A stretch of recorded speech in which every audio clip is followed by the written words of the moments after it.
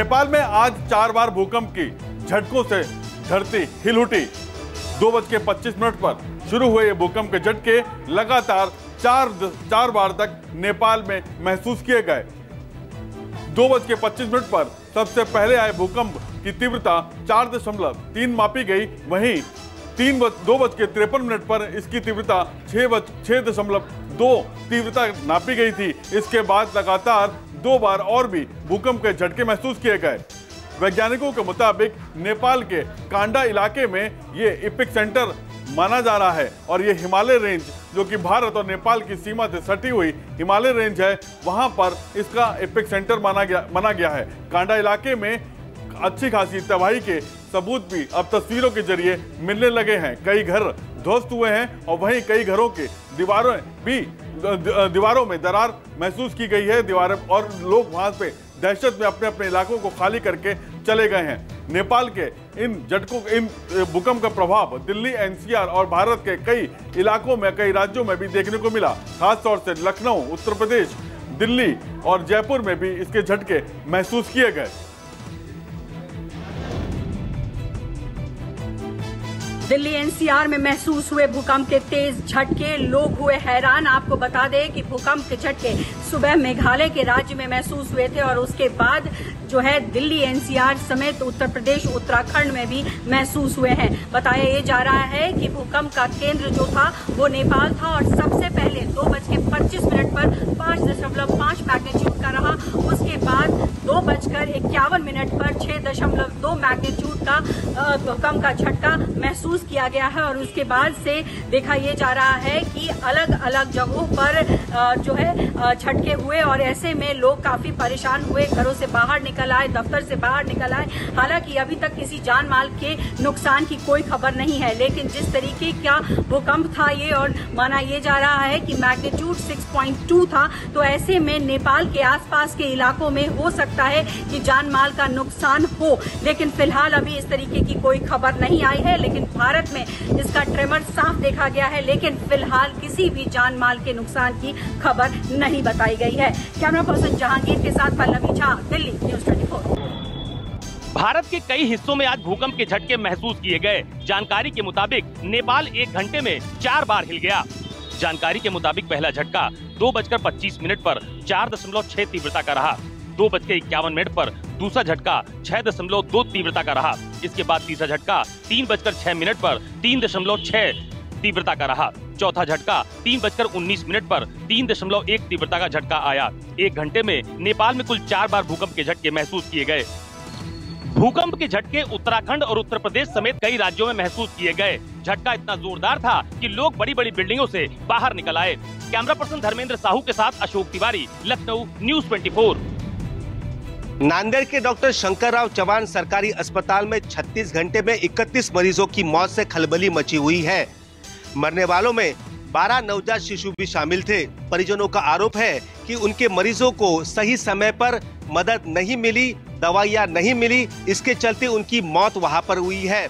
अब अस्पताल प्रशासन का ये कहना है कि मरने वालों में कुछ मरीज दूसरे राज्य से भी वहां पर आए थे और जो भी मरीज वहां पर एडमिट हुए थे वो आखिरी समय पर वहां पर एडमिट हुए थे, जिन्हें बचाना मुश्किल था। लेकिन अस्पताल प्रशासन ने वहां पर पूरी कोशिश भी की। लेकिन सच्चाई एक ये भी है कि इस अस्पताल के लिए 4 करोड़ रुपए का सरकारी फंड मंजूर हुआ था, लेकिन सरकारी बाबुओं के चलते वो फंड अस्पताल तक अब तक नहीं पहुंचा है। कैमरामैन राजेंद्र सिंह खाती के साथ विनोद जगताले, न्यूज़ 24, मुंबई। महाराष्ट्र के नांदेड़ स्थित सरकारी अस्पताल में 24 घंटे में 24 मरीजों की मौत और छत्रपति संभाजीनगर में 24 घंटे में 8 मरीजों की मौत से महाराष्ट्र में सियासत गर्मा गई है। इसको लेकर सबसे पहले राहुल गांधी ने ट्वीट किया है। राहुल गांधी ने लिखा है कि दवाइयों के अभाव में सरकारी अस्पतालों में मरीजों की मौत हो रही है, जो काफी दुखद है। बीजेपी सरकार के पास प्रचार प्रसार के लिए तो पैसे हैं, लेकिन दवाइयों के लिए पैसे नहीं हैं। गरीबों पर उनका ध्यान बिल्कुल भी नहीं है। इसके अलावा एनसीपी शरद पवार गुट ने भी सरकार पर इसको लेकर हमला बोला है और उद्धव ठाकरे गुट ने भी इसको लेकर खास तौर पर स्वास्थ्य मंत्री पर हमला बोलते हुए स्वास्थ्य मंत्री का इस्तीफा मांगा है। सबसे बड़ा हमला एमएनएस प्रमुख राज ठाकरे ने बोला है। राज ठाकरे ने कहा है कि कहने को तो महाराष्ट्र में ट्रिपल इंजन सरकार है, लेकिन स्वास्थ्य व्यवस्था वेंटिलेटर पर आ गई है। जब मैं अंचल के साथ इंद्रजीत सिंह, न्यूज़ 24 मुंबई।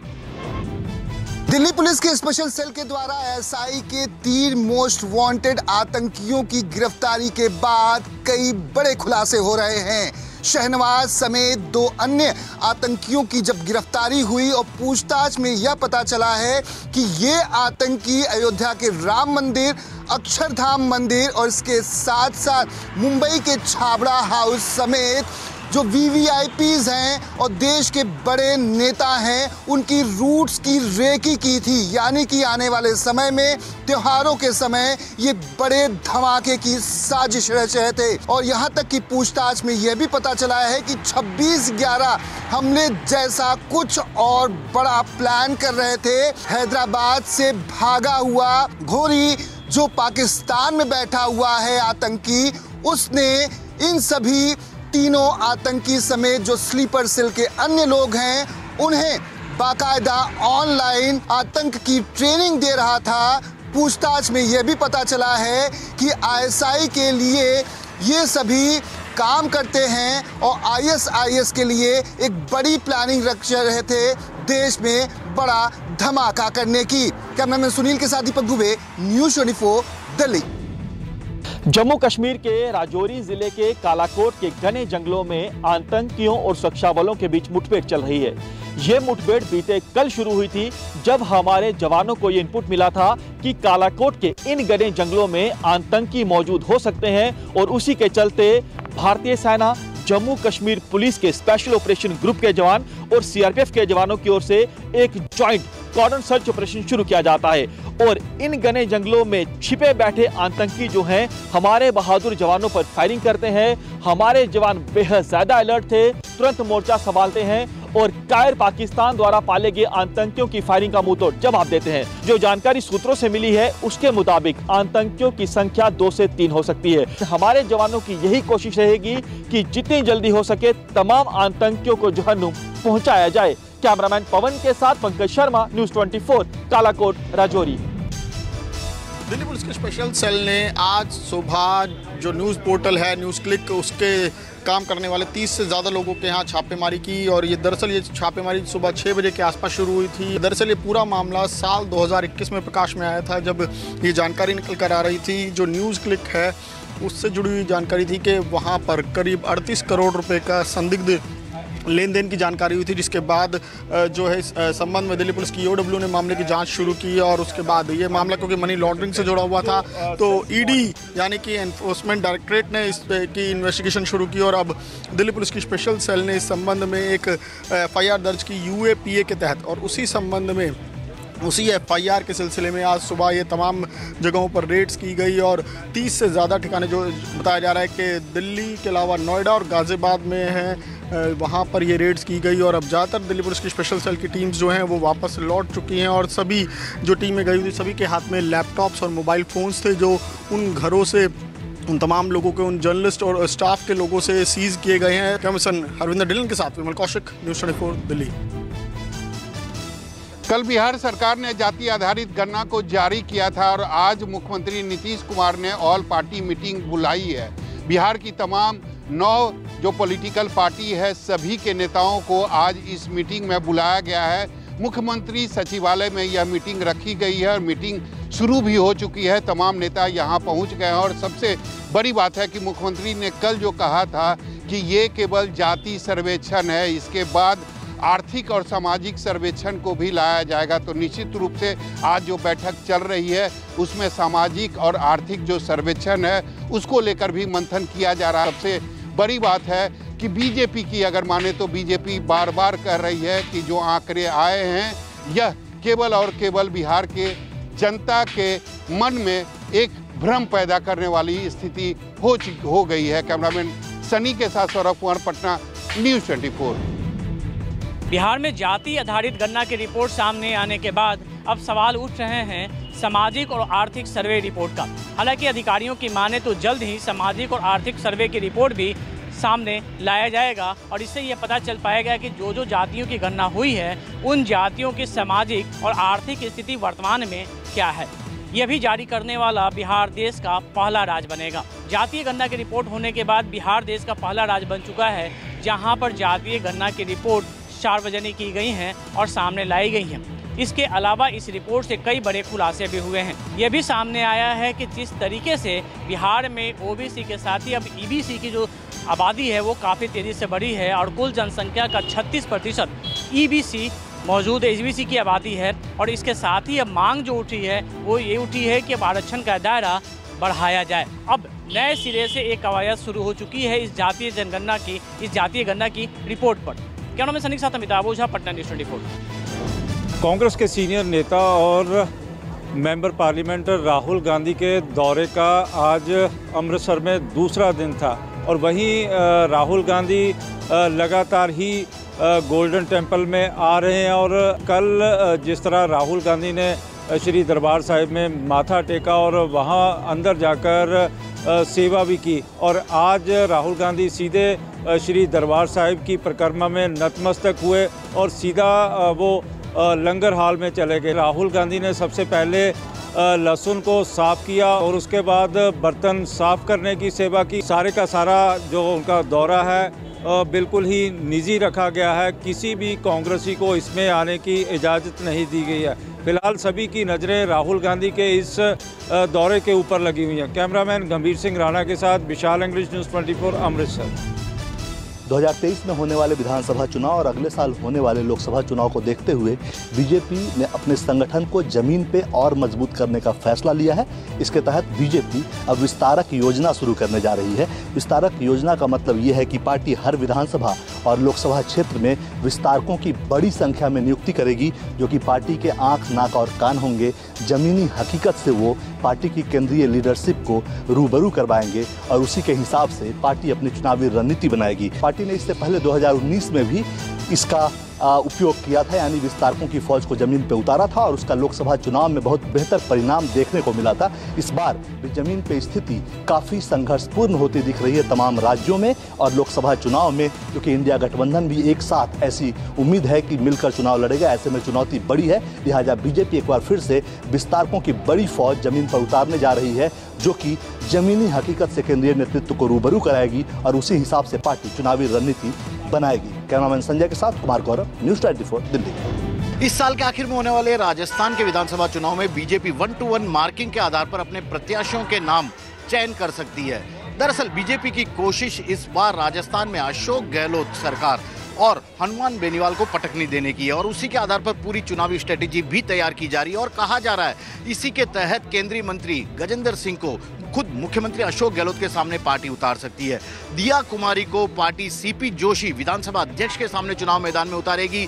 अर्जुन राम मेघवाल को पार्टी गोविंद राम मेघवाल यानी कि केंद्र के मंत्री की राजस्थान के मंत्री के सामने चुनाव में यहां पर उतार सकती है। इस तरह से बीजेपी ने तय किया है कि मध्य प्रदेश में जो फार्मूला टिकट वितरण के लिए लागू किया गया था, यानी कि सांसदों को भी अब विधानसभा का चुनाव लड़ाया जाएगा, उसी पर राजस्थान में भी आगे बढ़ने की बात बीजेपी के तमाम नेता कह रहे हैं और इसी को लेकर पूरी रणनीति भी तैयार हो चुकी है। कैमरामैन विजय सिंह के साथ श्रीवत्सन, जयपुर, न्यूज़ 24।